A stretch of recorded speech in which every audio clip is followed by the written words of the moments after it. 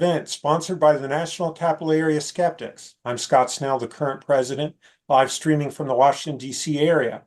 Is a nonprofit educational and scientific membership organization that promotes critical thinking and scientific understanding. NCAS has been hosting monthly lectures, free and open to the public, since our founding in 1987. But tonight we're going to try something a little bit different. Our guest this evening is scheduled to present a short paper at the annual Skeptics Conference in October. We're going to get a sneak preview of it tonight, and you, our viewers, will have a chance to provide constructive feedback, suggestions, etc., that may be a part of his finished product. The conference will be in Las Vegas and is sponsored by the Committee for Skeptical Inquirer, publishers of Skeptical Inquirer magazine. Before we sign off tonight, I'll mention the website where you can register. Okay, here's how this will work. For NCAS members, you'll check your email inbox as the presentation is winding down in about 15 minutes. You'll find the Zoom link so you can directly join into the discussion. Those of you who aren't NCAS members or may be a little shy can post your comments and questions into the YouTube chat window. I'll pass those along to our presenter. Our presenter is Bruce Behrens, a physicist at the Center for Naval Analyses in Arlington, Virginia. Tonight he's presenting In Search of Skepticism in Science Museums. Ladies and gentlemen, joining us from Springfield, Virginia, Dr. Bruce Behrens.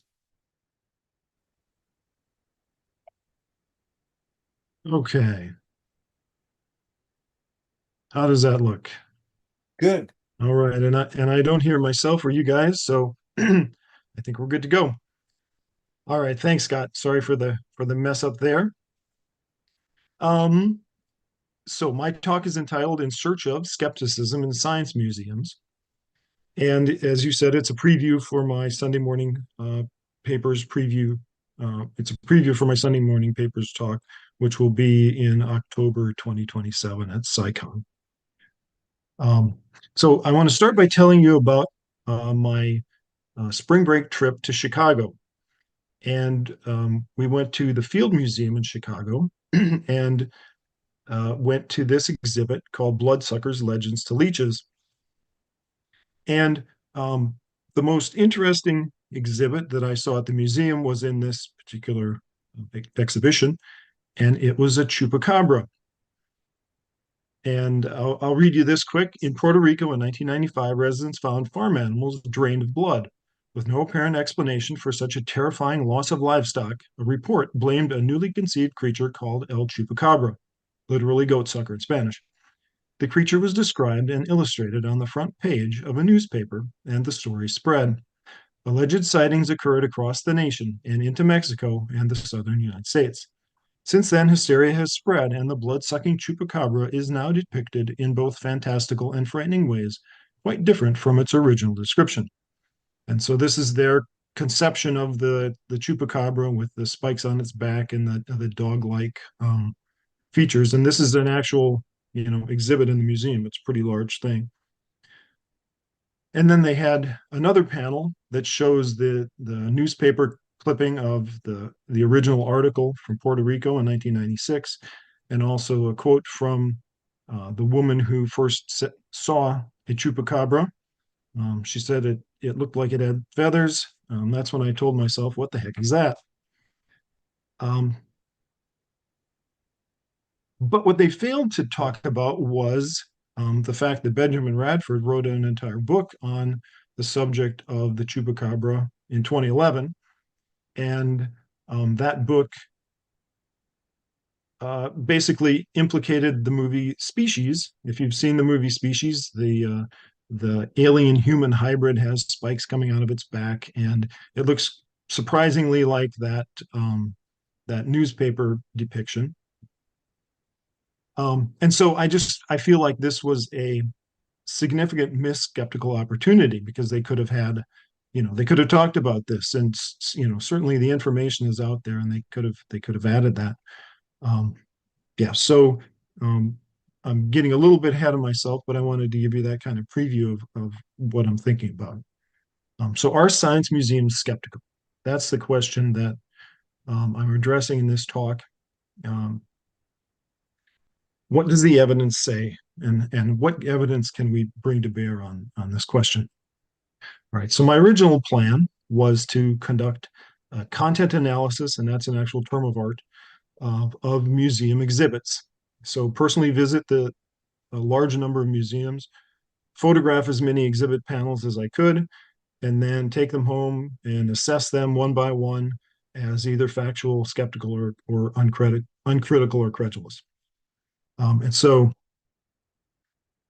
I did that. I started doing that. The first place I went was the Field Museum, when I kind of had an inkling that I might try to do a CSICon talk. But this is a lot of work. And it seems like, well, you're kind of being a baby. It's just museum panels. I took 150-ish pictures at the Field Museum. There are about 110 average words per panel. So that's 16,000 words, which isn't, it's a chapter of a book maybe. But then when I went to the National Museum of Natural History, that was more like 50,000 words, the 600 pictures that I took. So now we're talking like half of the book, Skeptic's Guide to the Universe. So getting to be a lot of text to analyze. So I had a plan B. My plan B was to perform two different independent analyses. The first one being a hit count of what I defined as skeptical words on museum websites. So the idea is that the skeptical words are a proxy for the skepticism of the website, and the skepticism website is a proxy for the skepticism of the museum. A little bit tenuous there. And then the second part would be to do a content analysis of the exhibit panels at a few, mostly DC museums, because that's where we live and that's what I'm most interested in. So that was the plan B. So I did the hit count method. It turns out to be not too difficult to do that. The hardest part really was identifying the words that distinguish a skeptical website from a regular science website. But the ones that I settled on were cosmological, intelligent design, paranormal, critical thinking, and fallacies. And if you search Google and you include the site key term here, skepticalinquirer.org is the one that I did for this, then you find that about 6,800 results, 6,800 pages match that query. And if you take out if you take out the terms and only have the site, that gives you essentially a measure of how many pages there are on the website. So if you divide 6,800 by 12,600, you get about a 0.54. So my skepticism fraction for Skeptical Inquirer is 0.54. And I can do that for any website as long as there's enough pages and I don't get a bunch of zeros. I can do that for any website, and you can define different fractions. Like you could use it to say liberal or conservative. You could do a lot of things like that.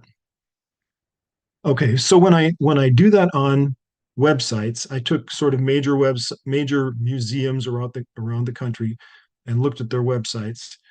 The ones that ranked the highest were the Museum of the Earth in Ithaca, the St. Louis Science Center, the McWane Science Center, which is in Alabama, the Franklin Institute in Philadelphia, and the Center of Science and Industry in Columbus, Ohio. The highest of the group was right here at 0.04.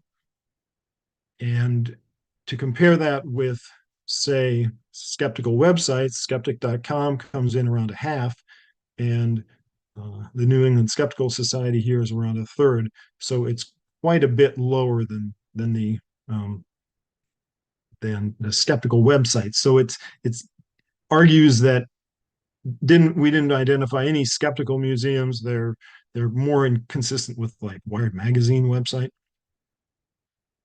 It did help me prioritize which museums to visit to do the content analysis. One of the things I learned was that the Field Museum in Chicago, which was the first one I went to, actually ranked dead last in the museums that I analyzed. So that led me to go to the Franklin Institute most recently, which is up there. I haven't made it to Columbus yet. So that was the most recent museum that I visited. Um, so then I had an idea about how to do the other part of the analysis. And the idea was ChatGPT. So um, the new plan was to do the content analysis using GPT 4.0, which is the latest version, visit the science museums, take the photographs, and then use GPT 4.0 to transcribe the photos into text. And then I did it in two steps. And then the second step, have it assess the exhibit text according to a standard rubric. And you can do this again with the API. It costs a little bit of money, but it's pretty easy to do. And and then spot check the results. So when I did that, here are the results that I got. I went to 5 museums. The Mainz Natural History Museum in Germany. I was there and had a free afternoon one day, so I did that. Chicago Field Museum, Udvar-Hazy Air and Space Museum. Some people would argue that that's not really a science museum, but they are tangential to a lot of skeptical topics like moon hoax and Amelia Earhart, Bermuda Triangle sorts of things. So I included them. National Museum of Natural History was the big one, and then the Franklin Institute. And as you can see, essentially entirely factual content as assessed by GPT 4.0 and double checked by me. Uh, Actually, they tend to have more uncritical or credulous labeled panels than they have skeptical panels. And I'll show you next what the ones that were either skeptical labeled or uncritical. So the first one here, and probably the most consistent with any kind of a skeptical magazine or website or podcast, is that eating garlic doesn't repel biting flies, and eating bananas doesn't repel mosquitoes. Okay. That was in the Bloodsuckers exhibit, also at the Field Museum. There was this one about you be the judge whether this parasite was the inspiration for the movie or the alien in the movie Alien. Not really a skeptical thing. Um, they had some sculptures that were designed for a racist exhibit in the 30s at the Field Museum, and they acknowledge that now, but they were basically questioning whether the sculptures themselves were racist. Again, not really a skeptical topic. Giant squid, if it was a cryptid, yes, but it's not a cryptid, so I didn't really count that. Did meat make us human? This was kind of skeptical because the scientists changed their mind. It talks about the scientists changing their minds, so that one was skeptical, but again, not really the kind of thing that we talk about in skeptical, um, in magazines and that sort of thing. So basically, 2 of the 1405 panels are really legitimately skeptical, and that's pushing it. This one, both of these panels were labeled as uncritical or credulous. And I really liked what GPT-4 wrote for this. It said, this panel heavily leans on the sensational and speculative language associated with the Chupacabra myth. It emphasizes the mysterious nature of the creature and its alleged sightings without scrutinizing or questioning the validity of these claims. The panel also includes an unverified personal account that adds to the mythical portrayal of the Chupacabra. So I thought that was pretty much right on assessment of that one. There were some more in that exhibit, some more things about vampires. I think that this one was pretty clear that it's fiction, and the other two were sort of iffy, so I gave it credit for those two. These 3 were about the beliefs of indigenous peoples, which tend not to be very skeptical. And then these 2, one was about a mummy, and one was about this cartoon about fish. And GPT 4.0 said that panel used sensational and informal language and anthropomorphized sea creatures presenting speculative and non-factual dialogue. So I thought that was kind of cute, but um, not horrible. And then there were these three at the Franklin Institute. The Philly Fanatic is a tongue-in-cheek thing about their um, Philadelphia Phillies mascot. This one is very clear that it's about science fiction, so I don't think that one counts as uncritical, but it's just factual. And then this one is sort of emblematic. These optical illusions are sort of emblematic of a lot of museums that have optical illusions, and they talk about they give and show the illusion, but as GPT-4o says here, they don't explain the scientific basis behind it. And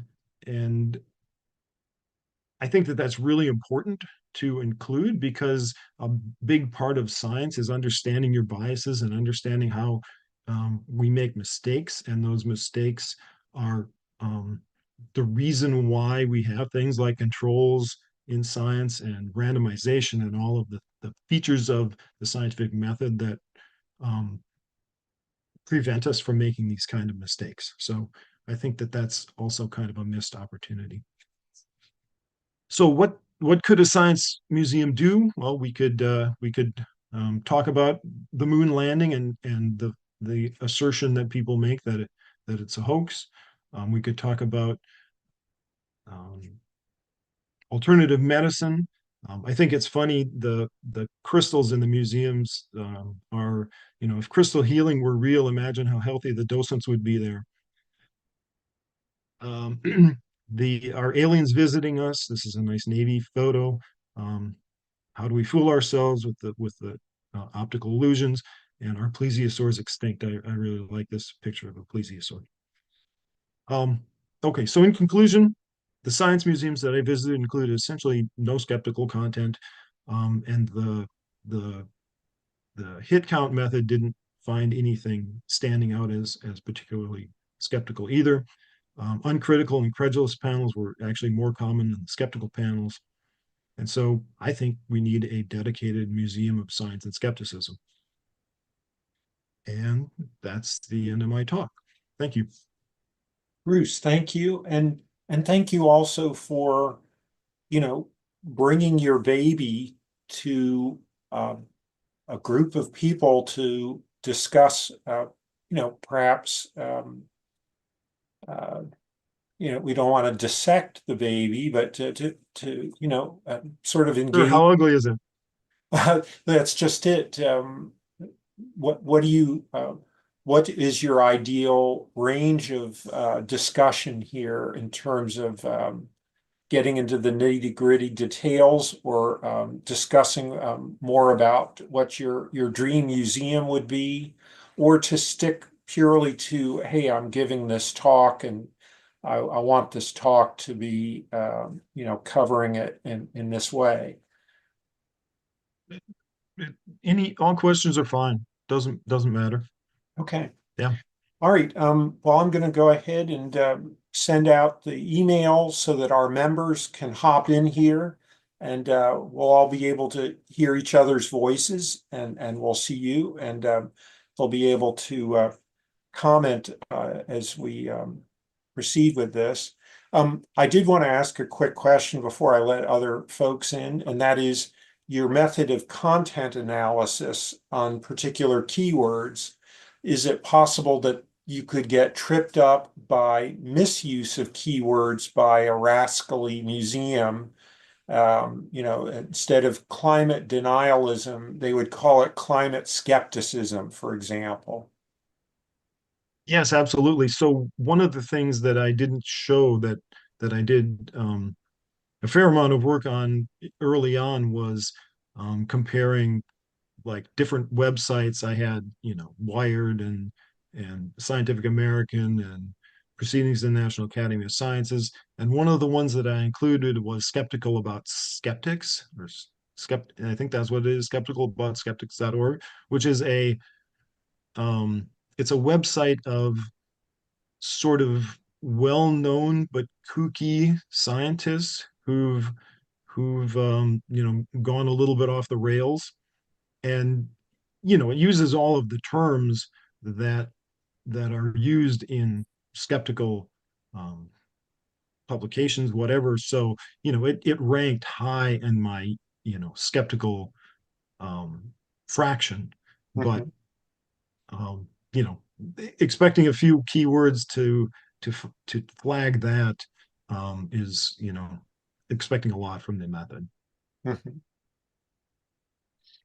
All right, folks. So check your inboxes or your spam folder, and you'll see the email with the link. It should have just arrived.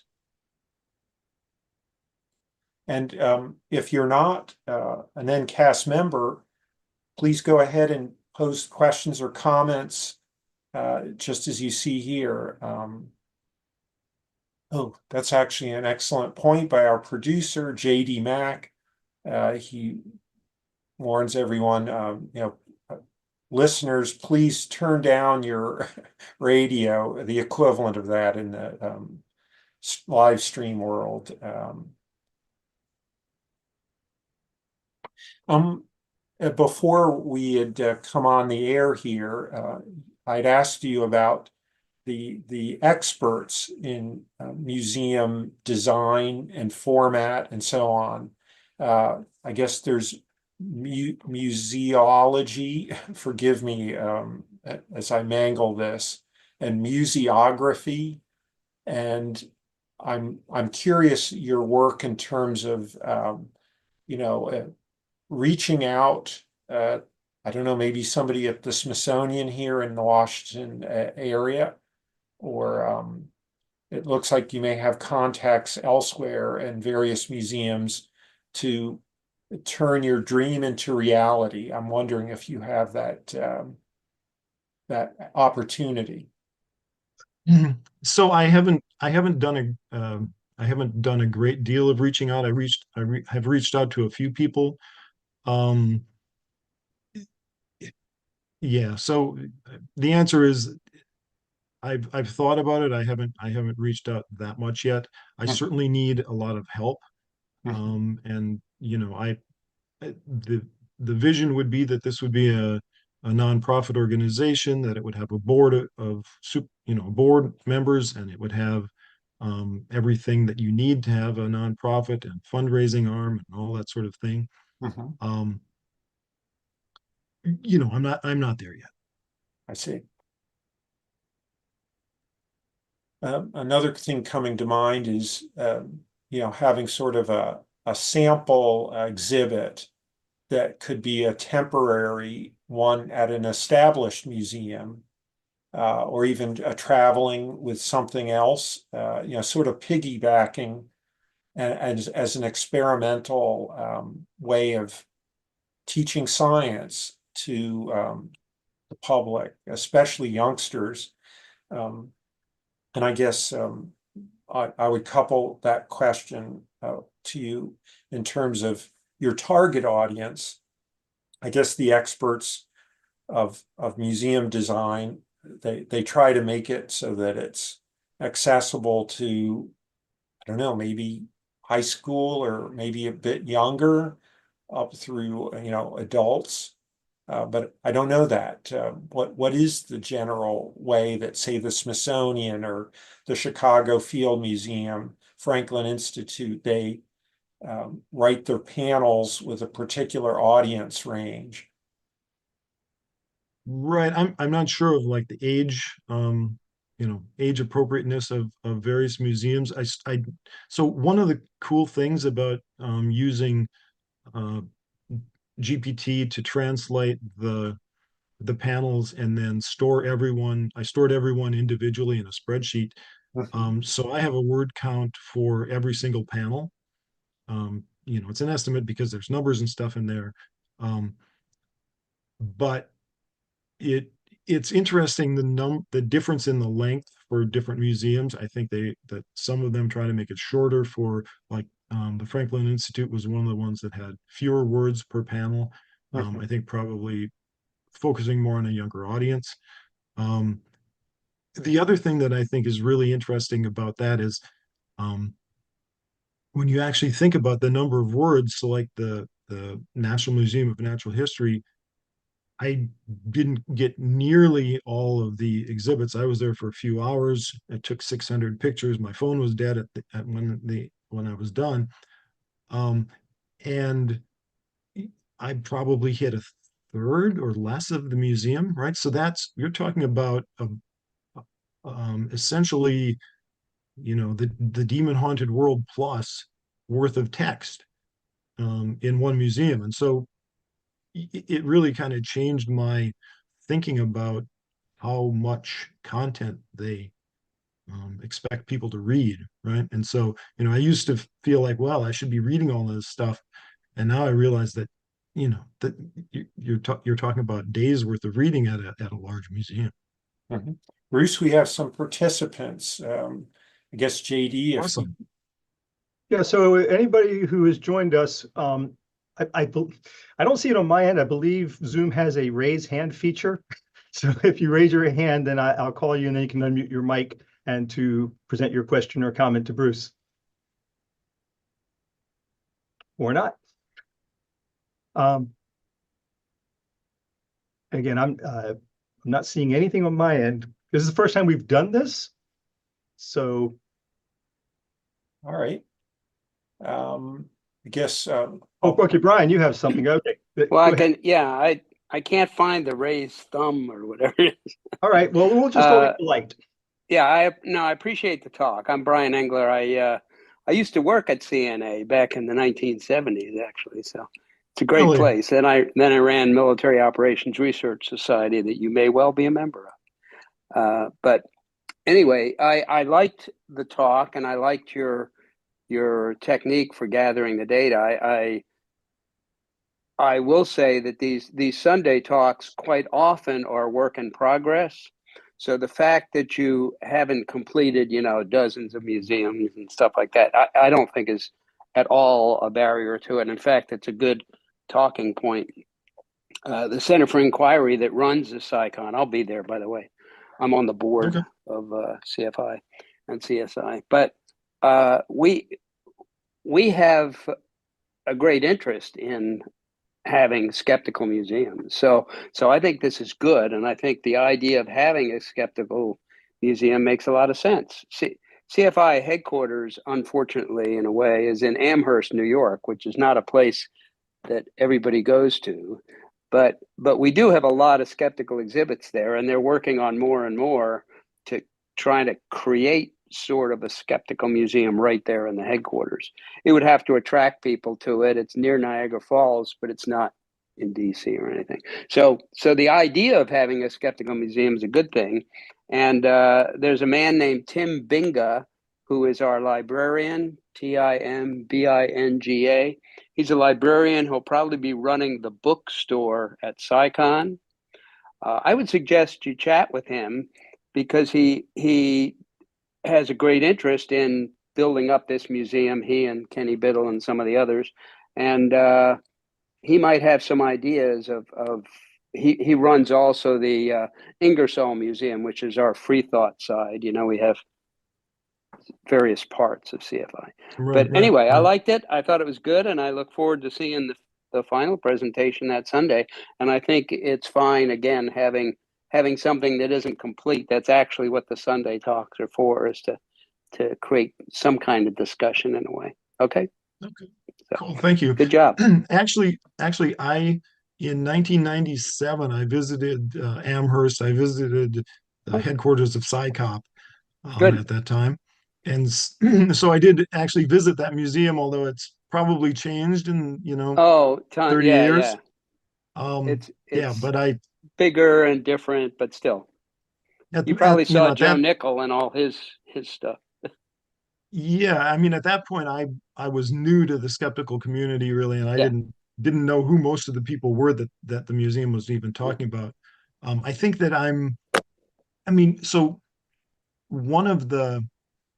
I actually got someone who reached out to me about, he has a collection of essentially questionable medical devices. There used to be a museum in Minnesota called the Museum of Questionable Medical Devices. And they closed, I lived in Minnesota. I grew up in Minnesota, but I never managed to get to that museum. Yeah. But they closed and they gave their collection to the Minnesota Science Museum, or whatever Yeah, the probably some museum is science there. museums. Yeah, and so I included that in my analysis, and it didn't Mhm. pop up as any more skeptical than any of the other Yeah. museums. I would love to go there and see that particular exhibit. But one guy reached out to me, and he has all these things, and he'd like to sell them to me. Oh, of I'm course. not in a position really to buy a Yeah. lot of stuff Yeah. that I don't have a place to put in my house or the But money to pay if for. So if you got up to Amherst now, you'd see a lot of those questionable kind of devices on display that they've got. But obviously, they don't have this guy's collection. But right, right. that's the idea, is kind of to have that sort of thing. But Mhm. anyway, Tim Benga, Kenny Biddle, you'll meet at CSICon. All these people are trying to build this sort of museum idea. To Okay. be able to get it into the bigger museums, like here in DC, would be ideal, of course, the Smithsonian and others, to Right. make them So understand the importance of taking a skeptical viewpoint. But it's, I'm sure it's been tried. I just don't know. yeah. So the other thing I was going to mention that I think Scott raised was the idea of doing a small exhibit somewhere. Mhm. Um, and I discovered after actually the last few weeks that this bloodsuckers exhibit with the Chupacabra Yeah. is actually a traveling exhibit. It was in Oh, Ontario, and now it's in the Field Museum. That's going to go through into September, I think, and then I assume it's going to go somewhere else. yeah. But that might be an option as well. Is Yeah. either trying to get them to add a little bit to it, to update it a little bit with some new information, or maybe Mhm. have it create a traveling skeptical exhibit. Um, Yeah. it Good. seems Good like idea. that's a company. Yeah, so I don't know. Okay. Thank you, Anyway, well, Brian. good talk. That's quite all right, Scott. And I look forward to meeting you in person, Bruce. All right, thank you. Bye. Yes, Mary, Oh, did you? okay. Paul, if you have any question or comment, you want to go ahead and unmute. Hey, yeah, Bruce, good to see you. I'm trying to think. I wonder if we were actually at SciCop uh, back at the same time, because they did host an event. I'm pretty sure it was the late '90s, where they invited folks from a variety of places. Were you there with like a big group, or was it just you? No, it was just me showing up kind of at random. Yeah, we went to Niagara Falls and we're in the area, so I stopped by. Cool. Yeah. So I would love to visit a museum concerning critical thinking. I am certainly concerned that I don't know if museums are on a trajectory that I would like to see them on in terms of like public accessibility and engagement, right? So I'm sure Scott and other folks who are more active in NCAS than I am have spent more time thinking about this and trying to figure out where the maximum dividends are likely to lie with respect to the investments we're able to make. I know, just looking at my kids as an example, they definitely don't get excited about museums, but they love to watch Captain Disillusion on YouTube, and I feel like he's been like a, a huge force for, if indirectly, advocating for skepticism and critical thinking. So, um, I don't know. I suppose like a lot of these things are difficult to project, right? Because you don't build it and they will come, or like, yeah, I don't know. I definitely respect the effort. I think it's laudable. I am uncertain about the likely long-term impact. So I guess I don't have a question. I just have like a little soapbox statement. So sorry about that. All right, no problem. If I Yeah, I may, mean oh, go ahead, Scott. go ahead. No, please.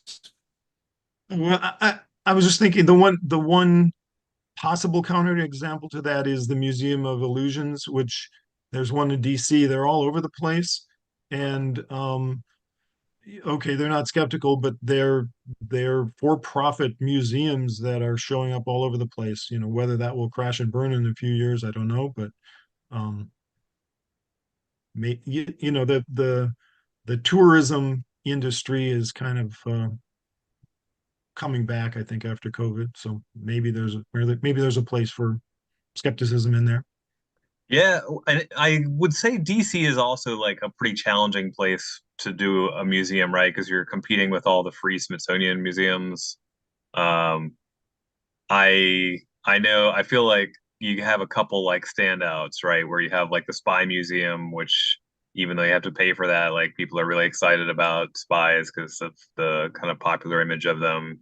And then you have, of course, the Museum of Bible, which I haven't been to yet, but is clearly underwritten by people who want to make a statement and is going to attract a certain clientele, just like the Creation Museum, right? Which I uh, tried to visit, but then decided not to because I didn't want to pay for the parking and the admission and all that stuff. So, yeah, I don't know. I guess I haven't delved into it deeply enough. I'm intrigued. I personally love museums, and my wife and I like have a practice of like visiting museums and staying in them until they close because we want to read every last little thing. But yeah, I don't know. I'm curious to see where things will be in a year or five. Yeah, me too. Yeah, about I guess the phrase you used, Paul, was the trajectory of museums. I do wonder about this, sort of like libraries. What is the future of, a brick and block library or a brick and block museum when we can have, fantastic videos that illustrate things and, potentially, I don't know if the technology is coming to have incredibly immersive experiences where you feel like you're in a museum, but you're in your rec room or whatever.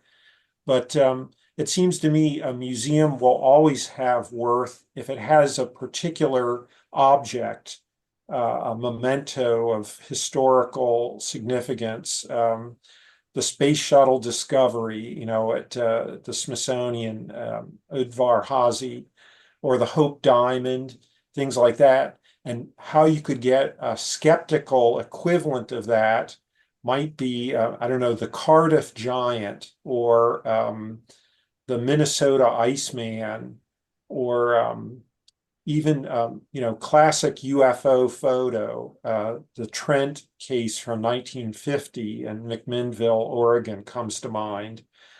Folks can read more about that actually on our website, the uh, University of Colorado Scientific Study of Unidentified Flying Objects, back in 1969. That was one of the cases where of most technical interest, and to discuss how it was analyzed and the development of hypotheses and then finding what's contradicting known evidence.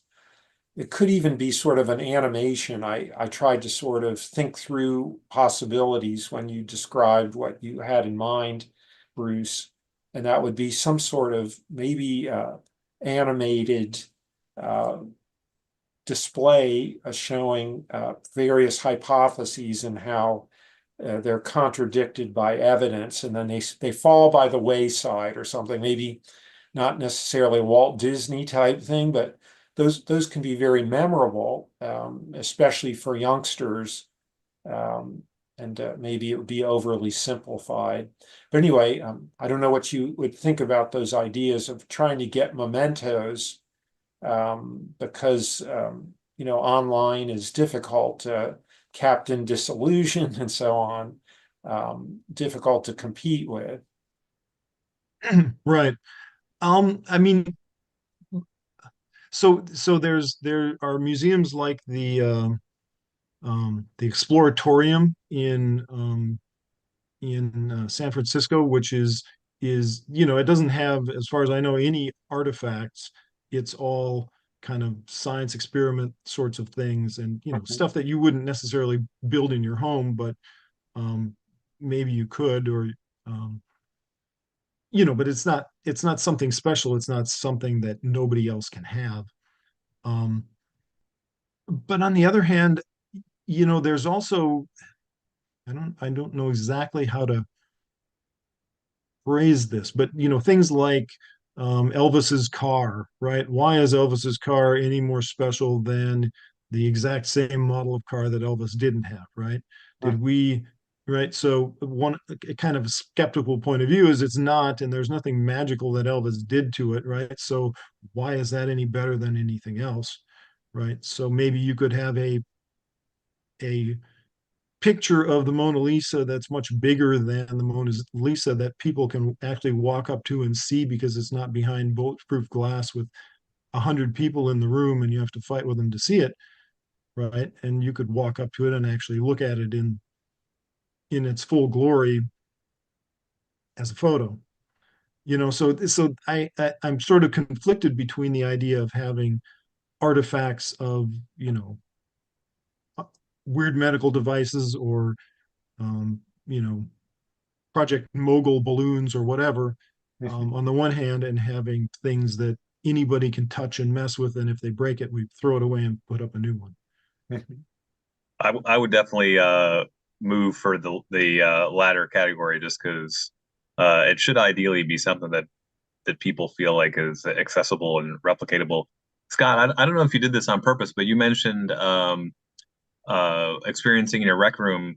There is, I don't know how many of you guys use VR with any regularity, but there is a VR application called Rec Room where you can make like a virtual space to whatever you want. Like people make submarines and spaceships and mid-century modern houses and campuses and whatever. So if nothing else, it might be an interesting place to like prototype possibilities and see what people engage with. Yes. There are because of the way it's set up, like some people will do like curated collections of other rooms that people have created in Rec Room, and there's so there's one that's like an arcade, and each arcade machine like is an entrance to an actual game, or there's another one where you can go to like fairy tale stuff and whatnot. So that would be I think a quick low effort way to put something together and see if there's something that resonates. I would imagine, I guess I haven't looked, but I would imagine that other museums probably have like virtual tours of themselves that are available in VR for those that cannot easily go to the physical location at the museum. But I guess I don't know. I haven't seen such a thing, but I don't have VR glasses, so I have not looked for that at all. It sounds to me like skeptics are very welcoming to this concept. Brian, you'd mentioned particular, I'm sorry, was it Binga, Tim Binga, and then Kenny Biddle. And Yes. I wonder if there's anything to, I don't want to say debate, but any sort of differences of approach or something like that that you could discuss, think about ahead of time before you meet them, where it's like, oh, what if we did this instead of that or something? And forgive me for being so vague, but it sounds like there's some range of thoughts about how to do something like this and to come up, I guess, generate hypotheses for what the museum could be. Right. Actually, that's part of one of the things that I'd love to do is, if I were at the point to actually start building exhibits, would be to try to crowdsource them in the community, and get input from anyone who wants to provide input. And the VR thing actually makes a lot of sense in that way, because you could anybody could do that easier than building something like this. This is my 3D printed Nessie plesiosaur coming out of the table. Uh-huh. That it would be easier for people to come up with things like that than to try to 3D print something like that, or you know, play around with things like that, Mhm. I think.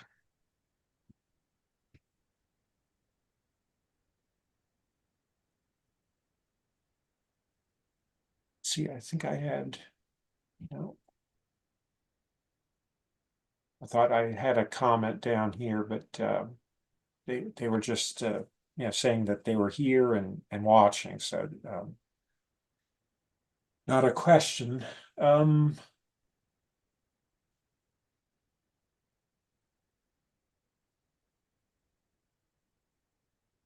Well, yes, when I was up in Cooperstown last month, I think I passed by a place where this Cardiff giant was on exhibit, and so I didn't get to see. I kept going to meet up with family, but it's been many years since I've seen the site, and I don't. I'm pretty sure it's tries to be informative, but I don't remember offhand.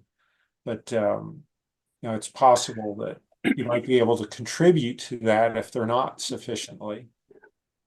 I visited that probably, God, 15 or 20 years ago when I was up in Cooperstown, that little museum. And it was interesting. It was kind of neat. It wasn't particularly gigantic or anything. Just looked like a kind of a sand man. But it seems to me that the signage was critical. I mean, it talked about the history of the thing and the fact that it is faked and stuff like that. Mhm. But it just is a standalone, and that's the problem with all this stuff. They're little exhibits here and there of all these things, but there's no place to put them together. So a virtual museum or a traveling show of I don't know, UFO stuff or something like that would be interesting. So I would think. Paul, thank you for posting these links. We'll make sure to include that in the YouTube world as well. Yeah, and one quick note, definitely if folks haven't tried VR, like it's a lot better than it was like 10 years ago. So even I realized this when I guess he was 12 at the time, he's now 15.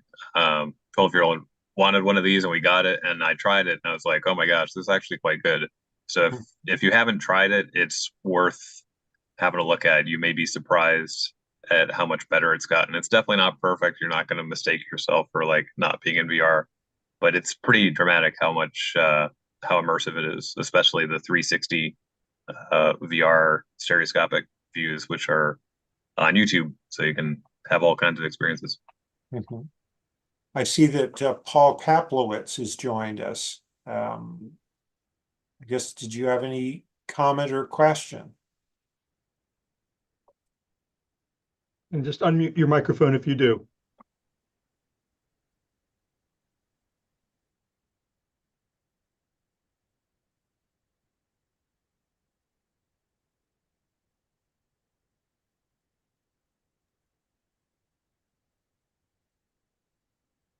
All right. So I've posted these links you shared, Paul Jaffe.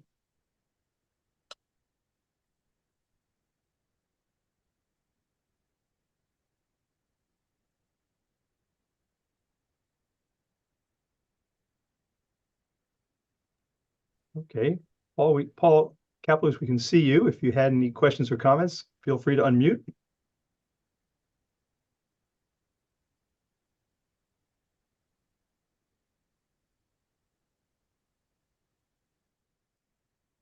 One of our participants, I'm sorry, was someone about to say something?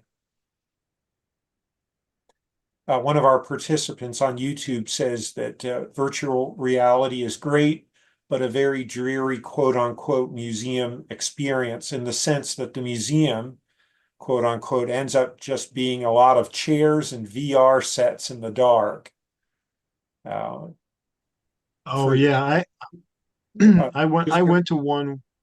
sorry, I went to a museum where it was, put on the well, it wasn't only, but it was part of it was put on the VR headset and then, kind of ride around while you're sitting on a stool. And yeah, that was not the best experience. Just to be clear, I'm not advocating for that. I'm saying that we could create something that people could visit from wherever, right? Like 20 minutes from now, if I wanted to, I could feel like I was flying around Petra by putting on my VR. So just want to make sure the distinction is clear there. Not advocating for VR in a actual museum necessarily. Mhm. I'm going to jump in real quick here. I do videography for a living, and probably 15 years ago, 10 or 15 years ago, I was doing some video recording of a conference at the Smithsonian where they were discussing the future museums. I have no idea how far along this is in development, but one of the ideas that really excited everybody was having, what do you call, are they called haptic gloves, where you can have the computer make you feel like there's weight in your hand? They said, wouldn't it be great if you could actually pick up a rare artifact in your hands and feel its weight and turn it around and look at it? And everyone was very excited about that particular idea. I have no idea if it's been developed at all or how close they would be to it.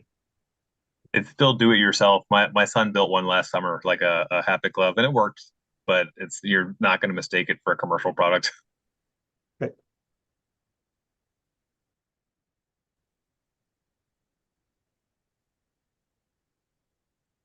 Our participant that was just talking about VR also says that she went to a traveling quote unquote expo of Egyptian King Tut tomb replicas in DC and said it was excellent. I was a little bit confused. I remember back in the 1970s that King Tut's treasures were at, I think maybe the National Geographic in Washington here. But apparently these are replicas. I'm ashamed to say I don't know the details. This Tutankhamun, his tomb and treasures is the name of this. Getting ads for that on social media, but I haven't explored it at all either. Mhm. I bet you get ads for a lot of museums and social media at this point. Yes, I do.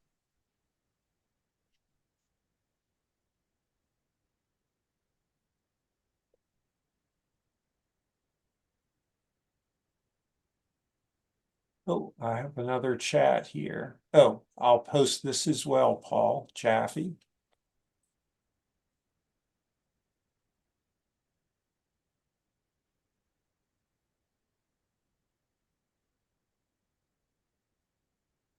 I remember at the Air and Space Museum, there was a Carl Sagan.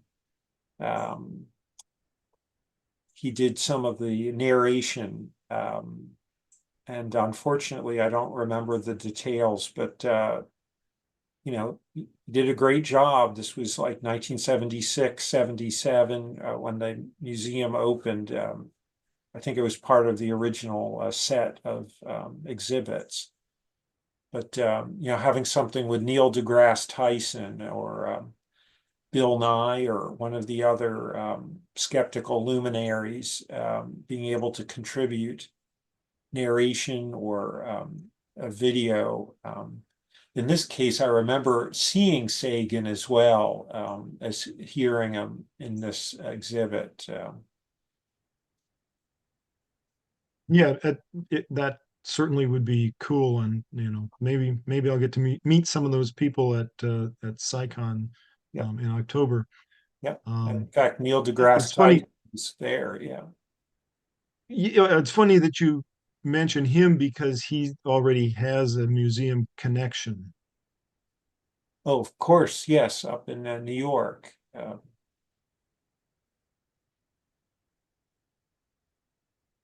Is it the Rose Center or something?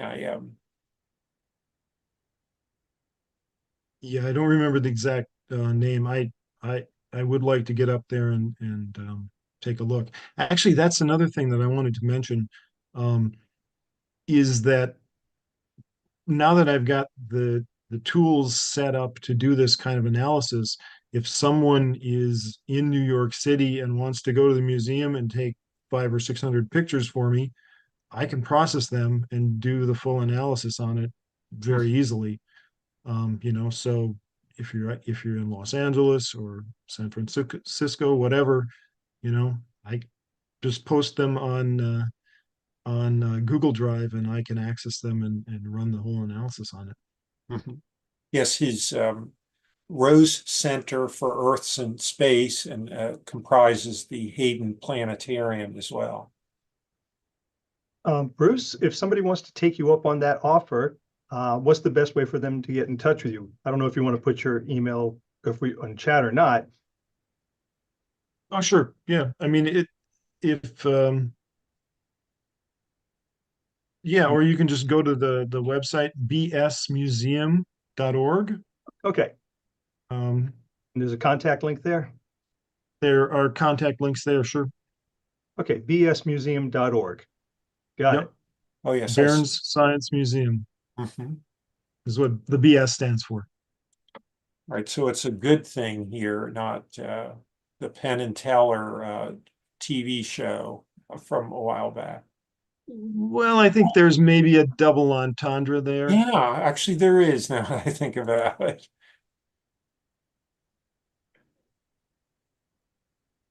Definitely good for garnering publicity, I think.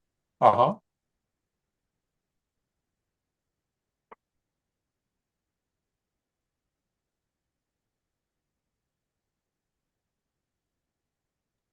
Thanks, Ann.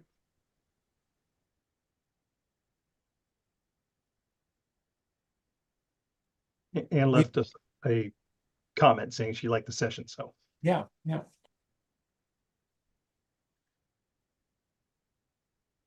Well, Bruce, I guess we're coming up on the hour here, and I don't want to cut anything off because we're all thinking at this moment instead of thinking and speaking.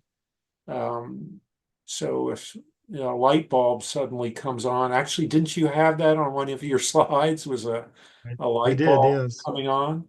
I don't want to short circuit it. I'm kind of keeping the metaphor going here. Yeah. Yeah, the beauty of your being able to tell a story, especially to youngsters, of not just solving a mystery, but the dead ends, that looked like such a great explanation, but it turned out it wasn't. I think that could be so informative because we're so accustomed to seeing, things like Star Trek or other science-y type shows where, of course, they converge on the truth, or there's just one that, is there for dramatic purposes. But to actually see sorting through a mystery in real life, and with something fantastic like a Chupacabra or aliens or something like that, psychic powers, that it could really engage the kids' imagination and realize that, hey, Star Trek doesn't really tell us the real life story is much more interesting and difficult. These are explorers going into, not just one or two hypotheses, but and of course sometimes no one has the correct hypothesis, and it's still an open mystery. Right. There was a recent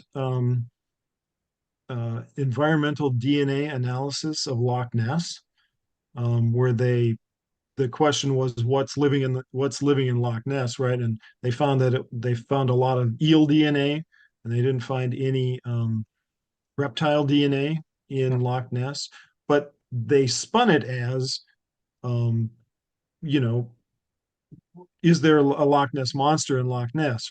And um, and it got a lot of publicity for that just because they didn't find any DNA of the Loch Ness monster, which is another nail in the coffin of the Loch Ness monster. But it was a great way for them to talk about environmental DNA and the work that they were doing. I see we have Douglas Gage joining us. And Doug, do you want to opine, ask a question? Well, I just checked in, so I haven't heard enough to have any opinions. So I'll listen. Thank you. Yeah, we're going to have the video, stay up on YouTube. And, you can, of course, post comments or questions later, and we'll make sure that, Bruce can respond later on.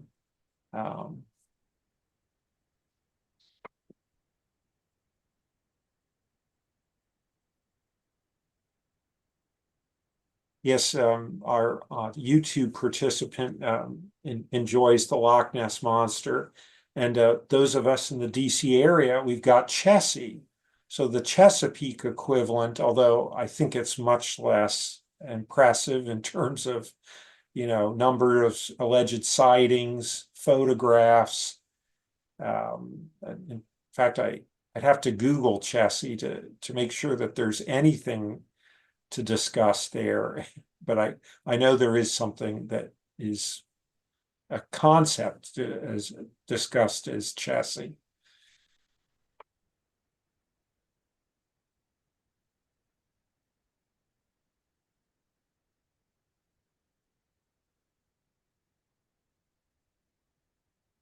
In American folklore, Chessie is a sea monster said to live in the midst of the Chesapeake Bay from 1936 onward.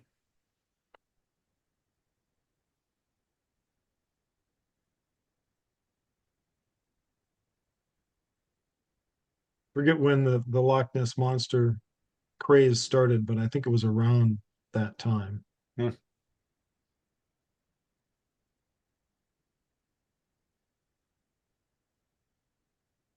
Yeah, there was actually a statue of this alleged monster at the Baltimore Ripley's Believe It or Not Museum, but that museum is closed in the Baltimore Inner Harbor area.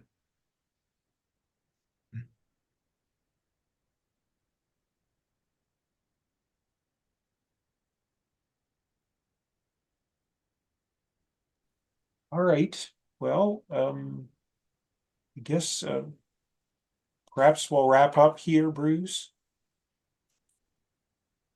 Okay, that's fine. Yeah, I want to thank you very much, and to everyone who participated tonight. Tonight's program was produced by JD Mack. Thanks, JD, and thanks for joining in. Normally, you're just behind the scenes. It's great to see you. Before we sign off, I'll mention that you can register for the conference at CSIconference.org. And that's October 24th through 27. Our speaker is going to present on October 27th in Las Vegas. And as I mentioned, Neil deGrasse Tyson and many other speakers are scheduled. Brian Cox Also, will be there too. Yep. And then two founding members of NCAS and current board members, Chip and Grace Demon, will be leading a workshop. And as I said, Bruce's paper, part of a session moderated by friends of NCAS, Susan Gerbic, and the well-known skeptic, Rob Palmer. Hopefully we'll see you all there. So on behalf of the National Capital Area Skeptics, I'm Scott Snell, saying so long from Greenbelt, Maryland. See you next time. Bye-bye. Bye. Bye, thank Bye, you. Bruce. Thank you. See you soon. Thanks, everyone. Yeah, the